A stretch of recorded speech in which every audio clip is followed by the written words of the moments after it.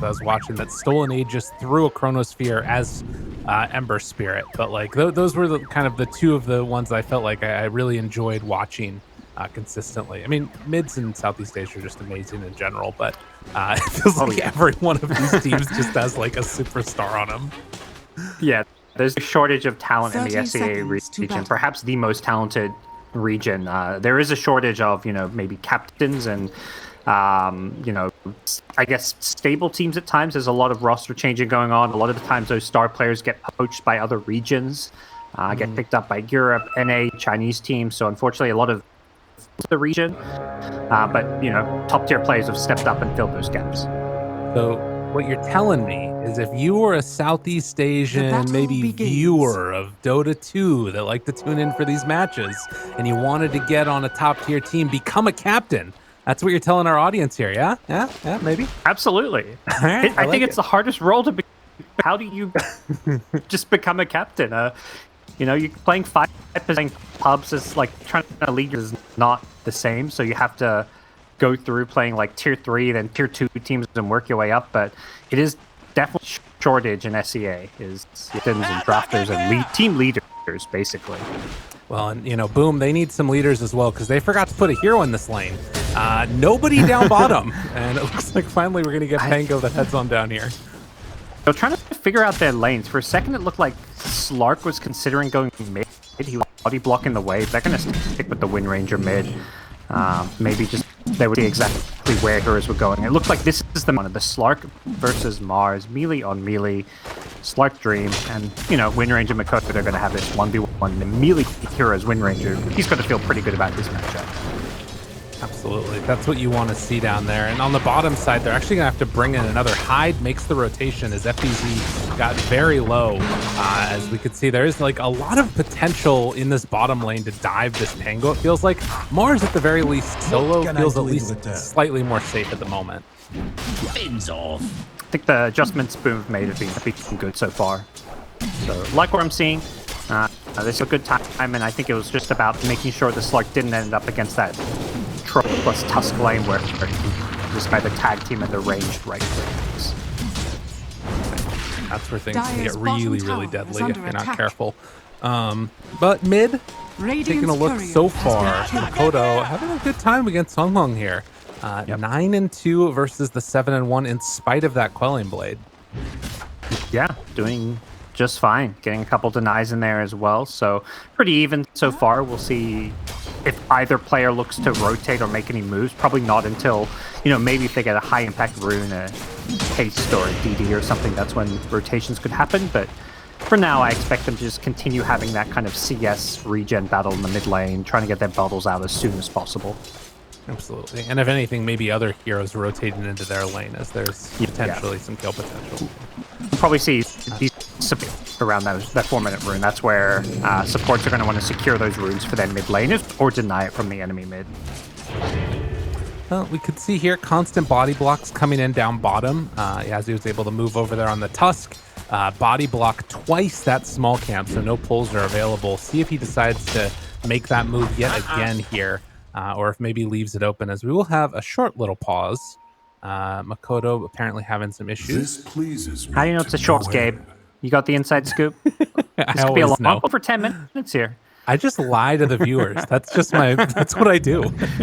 See, look, I told you. You knew. You knew. I don't think you knew in your head that this was going to be a fair enough. I like it.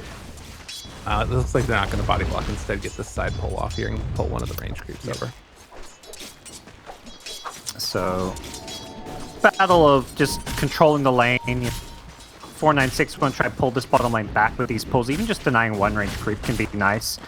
It's a lot of XP taken away from Boom, who themselves have not been able to get any pulls off down in this safe lane. And they're seeing a lot of pressure on this Pango. Troll, great time. Even though his CS isn't as high as some others, he's really keeping this Pango away from the lane and getting nice. And you compare that on the other side to this Mars. He's been able to have a really good time. That BB is, already 15-0. Definitely a stronger laner than Pango and what you would kind of expect. And I guess it's going to come down to how those rotations come out later with the Rolling Thunder and everything else. Yeah. I think Pango's a hero you often see get kind of sacrificed in the off lane. I mean, he's in the safe lane, but he's still an off laner. And that's kind of what's happening here for Boom ID. So he can still have an impact just with those levels. And it's, you know, he's done well to die and give up first blood. Here's that rotation, 4-minute runes coming out. And top away from the action, but they make it a... No snowball, nowhere to go. And quick first blood there First for blood. Makoto. Mostly skill, but So sure happy with that. deal. Void Spirit pretty nice for him, but now Makoto just needs to try to get a bounty rune to refill, or have one of his supports go feed and TP mid to refill his bottle. Equally happy to do either of those, I'm sure. Kezcute up here again as they try and keep the pressure on. You can see a kind of nice combo here as Dreamocell trying to get active again. Only level 3 is speared out of the map for a moment. Okay. Like, isn't that a cliff? There's like a fence there. Shouldn't he get pinned to that? Oh. It's a matter of if you like jump before the spear comes out. You know? That's what happened for Undyne there. Speared up cliffs and stuff, you know, it's a weird spell some of the time. You get it like at a weird angle. Weird stuff happens. Got it. Going to chase down Kezcute here. They're just gonna wait back. Oh, maybe if he would have passed the bottle over to Bombi first, that could have been a kill. Oh, yeah. Kezcute was gonna leave that room for the second said Windranger just gonna walk back to base. Fortunately, Sport's feeding and he's just gotten to stay in the lane, so not a big deal. He's got level 6 and a javelin. We could even see her TP to a side lane, but I think ditching that mid lane, you don't feel good about leaving the lane empty with farm. But he's gonna TP bottom, okay? Give early. Makoto's on the move. Very interesting. They want to make this happen and are going to be able to go for the quick and easy kill. No chance for a save.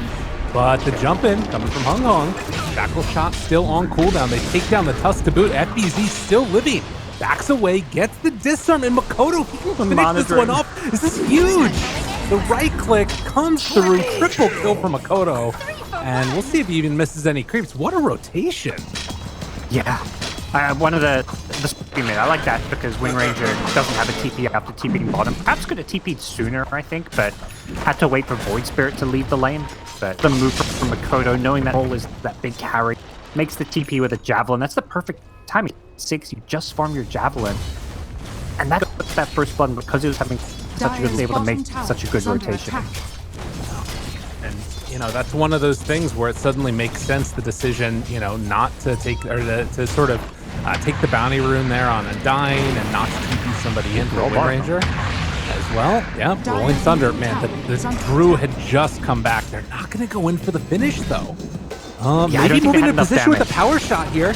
There's an opportunity if they can get the vision onto Drew. They see him there off to the side. Snowball. They're going to instead go into Yazzie. Yeah. Power shot. Got him. I love that magic touch. Courier, yep. Got him as well. Boom. 5 is our lose observer in the bottom lane.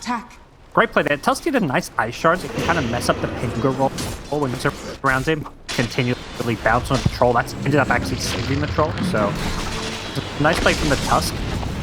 But ultimately, this troll, he kind of immediately just gets gone on and his mid-time getting much farm because of it. But plays being made up on 96, getting a kill with Hung Hung getting very active on the map.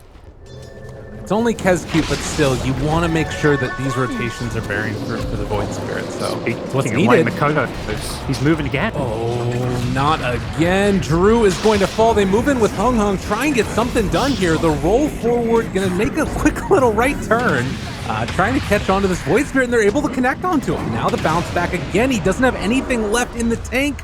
Does have one more Astral Step, actually, after bottling. So that mana regen. Yeah. It was like 0.1 seconds of it ended. If it's just gone a little long, very different. And Makoto may get himself a rune here. Wow. This Makoto Windranger is just being so active on the map. I love him play because of that reason. Every single time I see him play mid, he rotates with any other SEA mid, I feel. Oh, very impressive stuff. And I mean, you know, part of that is also that's, I think 2 times now it's spawned bottom when he's rotated bottom. So a little bit of luck, a little bit of skill coming into play here. And this haste, I'm sure he's just primed for another round if he wants to go. Bottom? I think what's cool is that he doesn't rely on the runes for those rotations. Keeping bottom without runes half the time. Just means terror. Oh my goodness. Hung almost going down there just to the combo of Hyde and FBZ. And actually, FBZ's going to walk in and spot him. One more round takes him down. They kill off the Void Spirit yet again, and now going for it. Oh, good shards, though. Able to block off, as you said, and FBZ needs to get out of there before he's taken down to boot. But, man, the rotation from the Void Spirit leading to the Void Spirit dying, that hurts. Yeah. It's just much aggression's coming out from Boom, and Hung's trying to match Makoto, but unfortunately for him, just feels like Boom being ready, and the Pengo basically kind of solo killing him there. Didn't expect Pengo to have that regen with the bottle charges, so that kind of caught him by surprise, and really good move from Boom there. And while that's been going on, they rotate top. They look to take a tier 1. Absolutely brilliant stuff there. 2,000 gold lead at the moment for Boom, and we can see that a big rotation is going up top where they want to try and take this tier 1 tower. Kodo making the move with Slark. Likewise, there's some movement towards mid. 496. And this is a bold move if they can get this tier 1 tower mid. So I think it's going to be defended. We see here already TP's to tier 2 Makoto. Gets scouted by the Tusk here, but I'm not sure they can take this fight easily on the 496 side. They're in way too deep. Oh, what a shackle. They have Finger of Death as well. If they want to use it, Snowball off to the side. And does he drop it here or save it for the fight? I'd save in that one. Yeah. As much, you know, if that's your pub game, you're throwing it out, getting those stacks, but he's going to save it for bigger fish here. That level 1 Finger is such a long cooldown that you don't want to just be throwing it out for a support, unfortunately. Has a smoke, so whoop, gets gone on the... They will get the kill on the Kiss Cute. Okay. Follow it up with Hyde. Nice little combo there. All right, that's the arena. So coming online with some of these ultimates, but bad news is you've got Boom's core is having such a good time. Dreamer Cell's just free farming. They need more kills, and they're looking for it made on Pengo. This would be big for them if they can make it work. But FBZ rolling out. Power shot, gonna be off the mark. Bounce back and forth a little bit. Dreamer Cell just barely manages to connect. They do get the Grim ulti onto both of them, holding them in place, but the Wind Ranger getting jumped down the spear. It's enough for the finish. Nice jump in. Hyde there, though, off to the side. Finger of Death to take him down. So they do manage to claim that spree. It comes at the cost of Makoto. Yeah. I think it's okay. I think Makoto's, you know, was kind of like the big playmaking carry for the early game, but now, you know, he's recognizing, I'm going to go around looking for kills and create space for Slark. He was giving the tower last hits to the Slark. He was giving lanes to the Slark. So it's much more about the Slark having a good time now than the Wind Ranger. So the fact that your Slark cleans up that fight, getting multiple kills while Wind Ranger, you know, dies to win like a 1-for-3 trade is good news for Boom ID. You can see the probably biggest downside of that is Dreamcell's courier died. He's trying to finish off the Echo Saber, I believe, and now has the Sanjin Yasha queued up. So should be in the near future for him as well. Again, mid tower will stand for both teams. They didn't manage to take down bottom tier 1 either. As again, Hung making these movements, not really towards like getting a kill, but more just trying to like farm out lanes when they're open. It feels like almost. I guess they're going to move down here and try and take the tower. See what they can make happen here. Mars leading the charge. Not an easy hero to catch with the Mars. Pengo can be a bit elusive. And this Pengo 109 has been so involved in all the action. FBZ, we were highlighting Makoto's play, but he's been just as impressive. And he's out just in time. Oh boy. That was crazy. Now they used Arena and down. They're going to try and defend this without Arena. I don't know about this one. They do have the shards to interrupt, but back and forth they'll go, catching onto the Tusk. Now trying to take down BB. They will lose Yazzie and moving to take this mid tier 1 tower, and I don't think they can defend this. Without the Mars Arena, you kind of mentioned it. Boom might recognize that they're weak. We're gonna jump them, take this tower. Anyone who comes to defend it, we're gonna kill. And really good play from Boom, who set themselves up for a really strong mid game, having taken the mid tier 1. They do finally lose this bottom tower, but the mid tower is just so much more important. Now that, as you said, because the mid tower is down, because of how important it is, they can move into this jungle without that much fear, have a couple of wards up in the area where people would be coming in. And while they do lose that bottom tower, we'll have to see what 496's game plan is at this point. Like, they're still trying to get this Battle Fury done on Troll. It's about to be the 14-minute mark. It's close, but not quite there. A lot of questions right now for what you want to do if you're 496. They've got this Yield Scepter on Void Spirit, so I think it's Dire's top perhaps tower active. is under attack. Try and go for some smoke plays of your own. And really, I mean, their lineup's more geared towards team fighting. They've got this Grim and Mars ultimates, which are both pretty strong in a team fight with a Void Spirit who's come online. They don't want to let this turn into a game where Slark is just, farming away uncontested.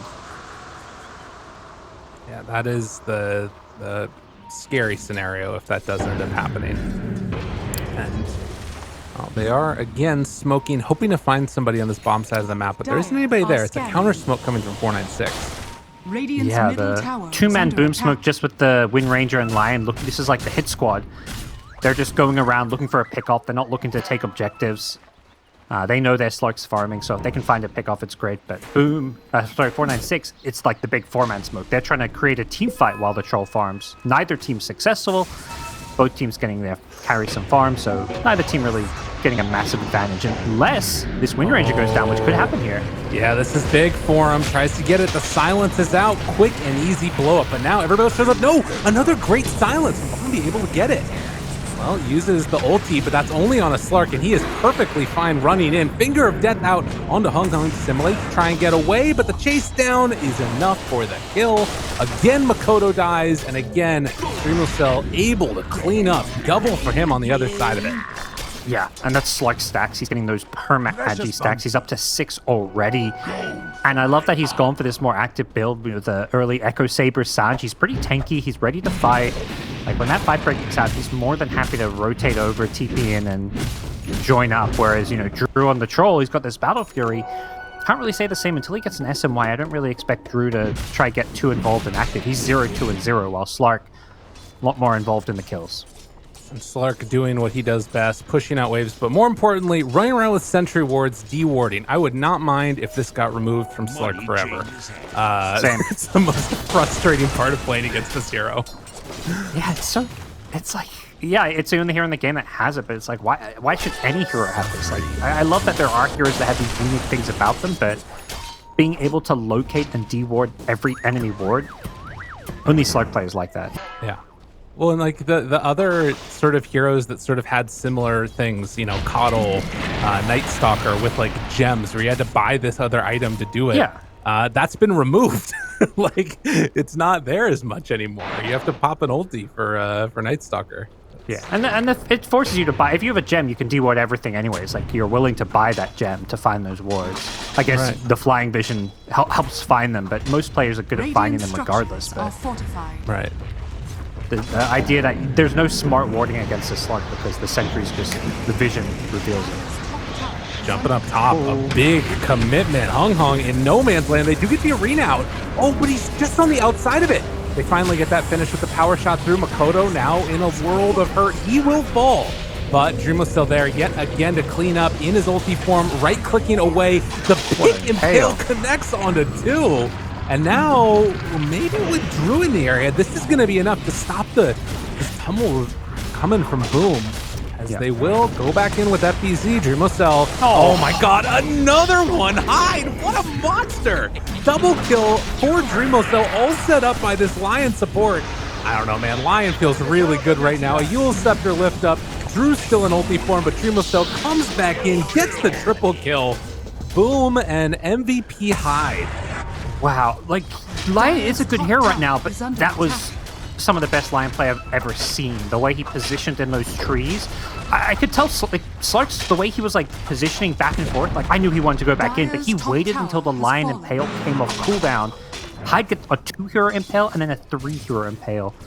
That was incredible. They didn't even, it seemed like they didn't even really know who was up there. I mean, they probably knew because he threw that first Impale, but they couldn't find him, they couldn't get to him. The fact he positioned that well was just amazing. Yeah, and such, like, that's the thing is, right, there's these bigger threats that you have to worry about.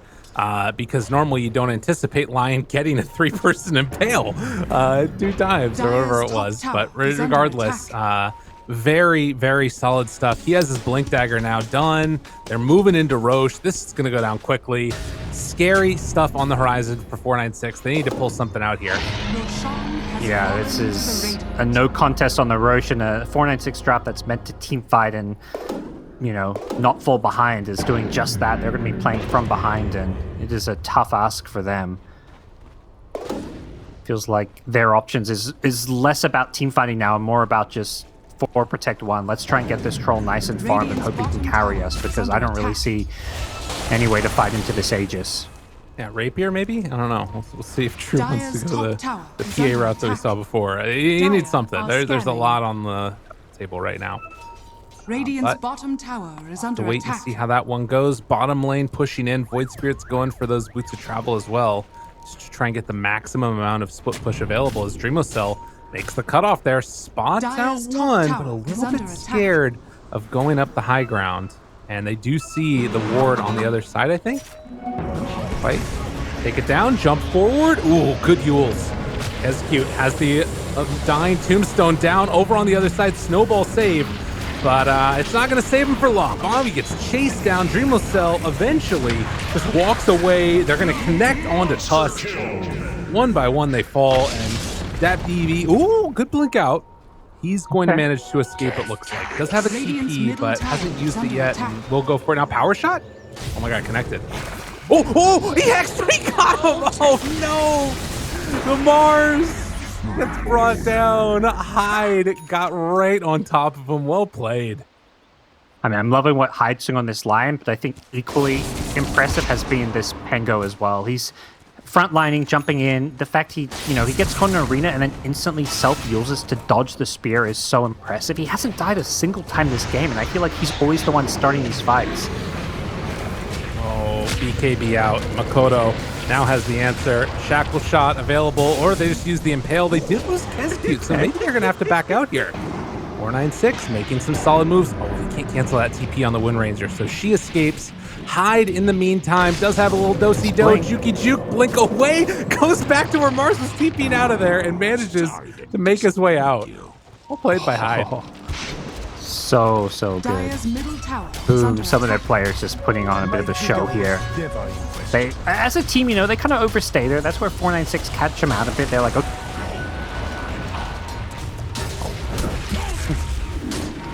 Well, Spear gonna connect. Dreamocell maybe in a bit too deep here. Dropping down low, will go down. That's only the Aegis though. Does have ulti when he comes out of this one. Can he get it off in time? Yes, he will. Leap away, fine and dandy. Now the roll doesn't quite get it off in time, and now he's stuck in position. Okay, Tombstone still doing some pretty good work, but that's going to be taking down Snowball to try and keep alive one more. There's the roll for with the Yules. Huge combo. Oh, FBZ. Guys, you were right. You were praising him right on time. As the chase down continues, Hyde looking for the follow-up there. Hex comes out, the buybacks. Now from the Void Spirit and the Mars, they don't want to give this one up. So Hyde is going to lose his life. Dreamocell, in the meantime, makes his jump out, needs to regen a little bit more. He wants to go back in. Makoto has BKB back off cooldown, but it's not enough. So good buybacks allows them to win the fight, but still, it's a big deficit that 496 find themselves in. Yeah. Nice. Yeah, killing the Wind Ranger, really a good chunk of XP and gold. Something I feel like this has sometimes been the downside of Makoto is he just, makes these big plays, but he just slightly overextends. But the fight as a whole going so well for Boom. Off of, FBZ's Pengo has just looked absolutely fantastic here. And I'm starting to worry for 496 with how fat this Slark is getting. They're all in on this troll. All the net worth on their side is pretty much invested in this one hero. Precious bounty. Well, and if there is one plus side to it, he's now slightly ahead of the Slark, which is important. Like, he needs to be fat, and he's getting fat on Drew, but man, it's a scary situation. They're just going to lose this Grimstroke yet again, as FBZ going to commit the roll for giving him a whip one last time before he falls. And Slark just now getting the Aghanims, just going to give him that extra mobility in these fights and potential to chase people down.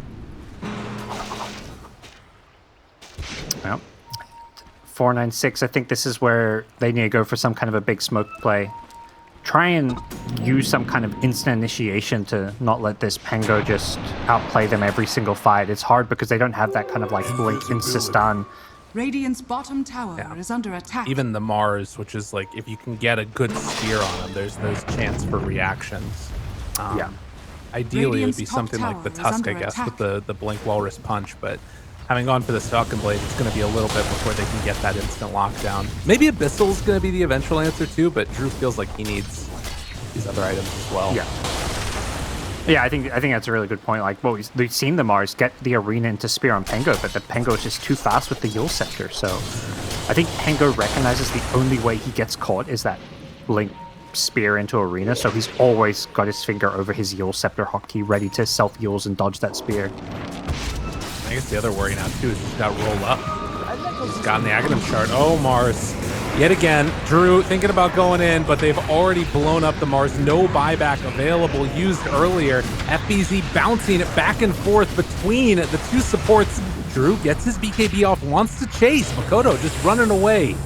And in the meantime, FBZ able to walk away. He's not leashed to anybody.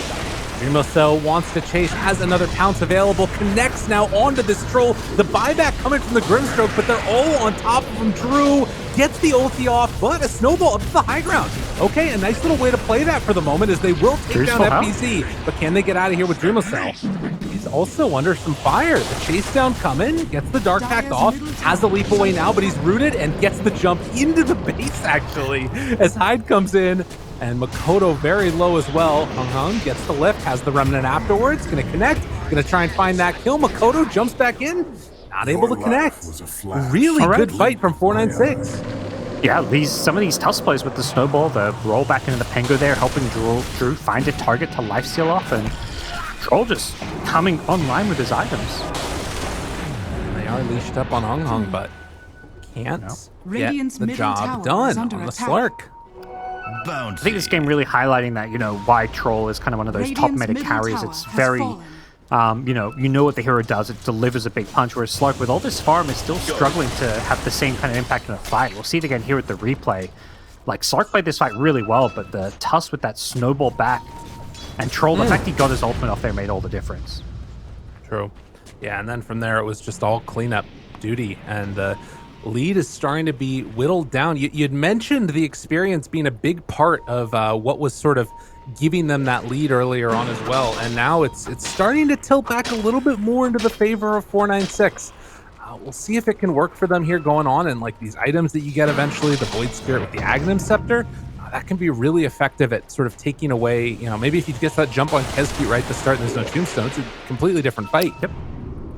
Yeah, the Troll, it felt like, had to use a lot of his initiation BKB just to kill a tomb. Ooh, Serena and Makoto. Not quite enough, and again, they're able to keep him alive. Ooh, Bobby gets the ulti off onto Dreamocell, but there's nobody to leash him onto at the moment. They take down that Tusk. A nice pick off there. Man, that broom handle making the difference where he can punch over the shards, and he chases down and kills the troll with this DD. It's just an impossibility. What a fight. Triple kill for Dreamocell. Yeah, DD Slark is no joke. Yeah, those are words I would not expect to hear. They're going to complete the team wipe, catching the Void Spirit. The broom handle actually making the difference. That is one of the few rare scenarios. And that's the crazy thing about Dota, where it's like one tier 1 item actually could have impacted whether they get a kill or not with that extra bit of range. And Slark doing big hero damage in that fight, absolutely shredding them. What a great fight for them, yeah. And I guess, you just look at the items that they had as other possibilities. There aren't that many great ones for Slark, so why not? He's got 17 permanent agilities, a massive problem. Yeah, he is on another level right now. I really like this Axe build a lot as well. Considering all the ways that you have to try and lock down the Slark, it's mainly, the arena and things like that. They're going to go in now. Find themselves the Tusk. No snowball saves for you, mister. Cell gets another. 18. I'll come back top, try and get the racks. Really well executed by Boom. Oh, tried to go for that initiation again, but did not connect. That was the blink forward. FBZ, no fear. None at all. And the disarm, the chase, the finger of death, almost enough for the kill. Doesn't quite get it. Now Lion is going to drop Drew on top of him. Wants to blow up one. Pops the BKB as well. Walrus Punch. They take down FBZ. Now going to turn their sights onto this Tombstone. So they get 2 kills. It's not one of the big juicy cores, but it's at least that Pango. Yeah, a little bit of sloppiness from Boom. The Lion blinking in, going for like some Impale Finger to blow up Mars. Actually missed the Impale, so he only got the finger damage or he would have killed him, but not the end of the world for Boom, who can easily back off, wait to secure Roshan for themselves. Slark has a lot of money to pick up his next big item. Same for Wind Ranger, who's about to complete an Aghanim Scepter, so big power spike's about to come the way of Boom with their heroes. Yeah, this is what they've been playing for this whole time, it feels like. Kodo searching along the top side, see if they can find anybody that will be pushing out this top lane. And it looks like it might be the Tusk that gets found if Makoto stays here for a little bit of... yeah, they see him on the ward, so this should be a dead Tusk most likely. Getting set up for it. Snowball used. And bang, bang, bang, bang, bang, bang. He's like, oh, you're gonna snowball? I can just run. It doesn't even need to go for like a shackle shot or anything. Do so much damage. Just walks in, and that was he's so close to blink. That Tusk blink you kind of mentioned, like that's the only instant initiation with a blink Walrus Punch they have, and I think that's been really their undoing in these mid to late game kind of fights in general. Is like if they smoke up and they find somebody, it's like they don't have that insta stun. Yeah. Oh, and now they're going to have to go without Tusk. There's no Wind Ranger there yet. So this might actually bear a little bit of fruit if they can get in on time. Looking for the jump. Arena down. Silence afterwards. Pushes Dreamless out of the pit. Kescute goes down, but he gets the Tombstone down first. Really important there as Dreamless blow up one, and look at Makoto with this Aghanims. He's just laying into Drew. Dreamless needs to get out of here at least for the moment, and it looks like Drew is going to get chased down continuously, gets his ulti off, but to no avail. The Shackle is there. The continued right clicks building up these stacks, and they will get the Aegis afterwards. What a clean fight from Boom. When the Undying was the one getting jumped, I think that's like a perfect set for Boom. He even still got his Tombstone off, like you mentioned. He could have gotten 0 spells off, and I think they're going to crush that fight. They have to use some of these big ultis, the Arena, and whatnot, on core heroes. They can't afford to be throwing such big spells onto a 5-position Undying. Absolutely. It's just a recipe for disaster. And, well, Boom now, the main thing stopping him from getting Megas is the other 2 towers on the other side, but we'll see what they end up doing. I mean, Troll's dead for 50. They could even go tier 4s if they want to, and there are a couple pings going that way. Yeah, GG well played is called. Boom! They take down 496 in impressive fashion. Very, very solid stuff from the folks on Boom. Yeah, very fun to watch, very explosive.